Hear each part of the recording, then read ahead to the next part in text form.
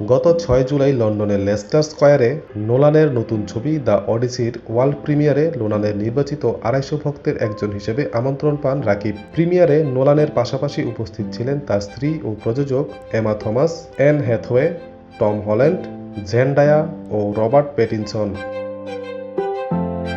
রাকিব ফেসবুকে লিখেছেন, নোলান যখন তার দিকে এগিয়ে আসছিলেন তখন টিমের একজন বললেন, স্যার উনি আপনার বড় ভক্ত। নোলান তখন চিরচেনা বিনয়ী হাসি দিয়ে বললেন, ওহ তাহলে তুমিই সেই মানুষ। সেই অবিশ্বাস্য মুহূর্তের কথা জানাতে গিয়ে রাকিব বলেন, এরপর তার সঙ্গে কিছুক্ষণ কথা বলার সুযোগ হলো, সেলফি তুললাম এবং অটোগ্রাফ নিলাম। সবশেষে চলে যাওয়ার সময় নোলান আবার তার দিকে তাকিয়ে চিয়ার্স বলে ইশারা করলেন। নোলানের সঙ্গে এই দেখার অনুভূতি জানাতে গিয়ে রাকিব বলেন, নোলানের সিনেমা দেখার পরই চলচ্চিত্রের প্রতি তার ভালোবাসা তৈরি হয়েছে। নোলানের জীবনে বড় প্রভাব রয়েছে বলেও জানান তিনি। প্রায় ৮ বছর ধরে বাংলা সিনেমা নিয়ে সমালোচনামূলক ভিডিও বানিয়ে রাকিব নিজেকে দেশের চলচ্চিত্র বিষয়ক অন্যতম শীর্ষ কন্টেন্ট ক্রিয়েটর হিসেবে প্রতিষ্ঠিত করেছেন। ATV USA entertainment desk.